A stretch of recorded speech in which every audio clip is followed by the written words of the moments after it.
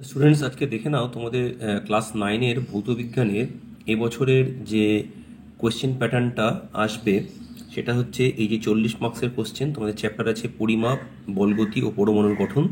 তার থেকে কটা এমসিকিউ, ভিএসএ, এসএ এবং লং অ্যান্সার আসবে, ভালো করে দেখে নাও। আমি তোমাদেরকে এই গ্রুপ বি, গ্রুপ সি এবং গ্রুপ ডি এর বেশ কিছু ইম্পর্টেন্ট কোশ্চেন তোমাদের দিয়ে দিচ্ছি, আর গ্রুপের এমসিকিউ তোমাদের কিন্তু ভালোভাবে প্র্যাকটিস করতে হবে।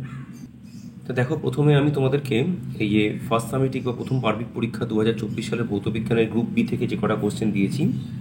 গড় সৌরদিন কাকে বলে? স্কেলার ও ভেক্টর রাশির একটি করে উদাহরণ দাও। ঘনত্বের সিজিএস ও এসআই একক কি? একটি মাত্রাবিহীন রাশি কি? নিউটনের কোন সূত্র গায়ার্ডের সূত্র? একটি তেজস্ক্রিয় মৌলের নাম লেখো। অ্যালুমিনিয়াম, যার পরমাণু ক্রমাঙ্ক 13, এর ইলেকট্রনীয় বিন্যাস লেখো। ঘূর্ণাক্ষ কি? সব গতি আপেক্ষিক, এটা সত্য না মিথ্যা? অতিমিত বল কি?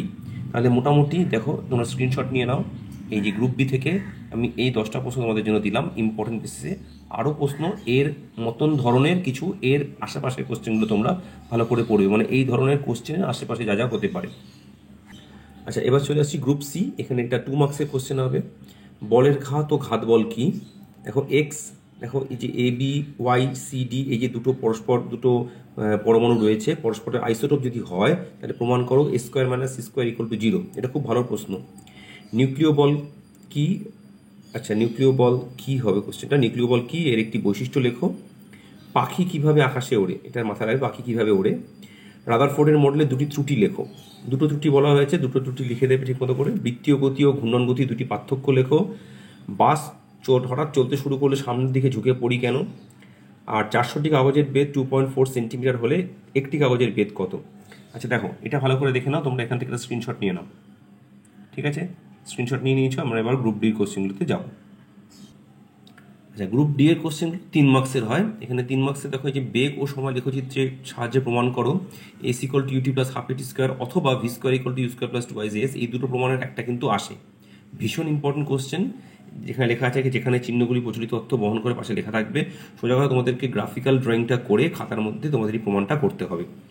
আচ্ছা, এরপর আয়তন মাপক চোঙের সাহায্যে ও সাধারণ তুলা যন্ত্র ব্যবহার করে কিভাবে কোনো বস্তুর ঘনত্ব নির্ণয় করবে? এটা খুব ভালো প্রশ্ন, বড় প্রশ্ন। এইগুলো 3 মার্কসের কোশ্চেন, তোমাদের ভালো করে ঠিকঠাক করে লিখতে হবে। এখানে তোমাদের প্রথমে আয়তন বার করা, তারপর এখানে ভর বার করা, আয়তন ও ভর বার করার পরে তোমাদেরকে এখানে ভর বাই আয়তন করে ঘনত্ব নির্ণয় করার ব্যাপারটা পুরো দেখাতে হবে, গুছিয়ে লিখতে হবে, কোথায় কি কেসগুলো আছে সমস্ত উল্লেখ করতে হবে। আচ্ছা, এবার 3 নম্বর যে প্রশ্ন দিচ্ছি, দেখো একটি ইউরেনিয়াম 92-238 নিউক্লিয়ার থেকে কি জানা যায়? মানে অর্থাৎ জানা যায় বলতে এখানে বলছে যে কটা নিউট্রন, কটা প্রোটন এবং কটা ইলেকট্রন রয়েছে, বা ভর সংখ্যা কোনটা, পরমাণু ক্রমাঙ্ক কত, এগুলো তুমি কী কী জানতে পারছো। এর থেকে 3টে নিউট্রন অপসারিত হলে নতুন যে নিউক্লিয়াইড হবে তাকে কিভাবে প্রকাশ করা হবে? দেখো, 3টে নিউট্রনকে কমিয়ে দিলে কি হবে? ভর সংখ্যা কমিয়ে দেবে, তাহলে সেটা ইউই থাকবে, কারণ তো প্রোটন সংখ্যা তো কমতে পারছে না। তাহলে সেটাকে কীভাবে লিখবে? এবং এই দুই নিউক্লিয়ারের মধ্যে সম্পর্ক কী হবে? অবশ্যই তারা আইসোটোপ হবে, কিন্তু সেটা তো লিখে দেখাতে হবে। সাধারণ তুলার সুবিধার শর্ত লেখো। সুবিধার শর্ত দেখবে অনেকগুলো রয়েছে, সেই শর্তগুলো সব কটা উল্লেখ করতে হবে। এক্সপ্লেন করার দরকার খুব বেশি নেই, তবে করে দিলে ভালো হয়, কারণ বিভিন্ন টিচাররা বিভিন্ন রকমভাবে খাতা দেখেন। আচ্ছা, এখানে একটা অঙ্ক দিয়েছি, এই অঙ্কটা তো এক্স্যাক্টলি এরকমভাবে আসবে না, এই ধরনের অঙ্ক একটা প্র্যাকটিস করবে। 2 কেজি ভরের একটি বস্তুকণা 8 মিটার পার সেকেন্ড বেগে চলছে। 4 সেকেন্ডের মধ্যে কণাটাকে স্থির করতে হলে কত বল প্রয়োগ করতে হবে? অর্থাৎ তোমাকে এখান থেকে প্রথমে ত্বরণটা বার করে নিতে হবে। প্রাথমিক গতিবেগটা দেওয়া আছে, চূড়ান্ত গতিবেগ 0 হবে যেহেতু স্থির করার কথা হয়েছে।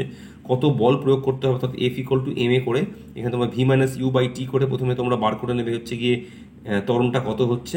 তারপর তোমরা F equal to M M তো দেওয়া আছে 2 কেজি, সেখানে বল প্রয়োগটা বার করতে হবে। আর বোর রাদারফোর্ড মডেলের স্বীকার্যগুলি লেখো, অর্থাৎ বোরের এবং রাদারফোর্ডের যে স্বীকার্যগুলো ছিল সেগুলো লিখতে হবে, মোট 3 নম্বর। ঠিক আছে, তাহলে ভালো করে একবার দেখে নাও, এটা একবার স্ক্রিনশট নিয়ে নাও। এই গ্রুপ ডির কোশ্চেনগুলো দেখে নিয়ে স্ক্রিনশট নিয়ে নাও। ঠিক আছে, নিয়ে নিয়েছো? ব্যাস, তাহলে এই কটা প্রশ্ন তোমরা ভালো করে তৈরি করো। আশা করছি এই ধরনের প্রশ্ন তোমরা কিন্তু পরীক্ষার সময় বছর পাবে।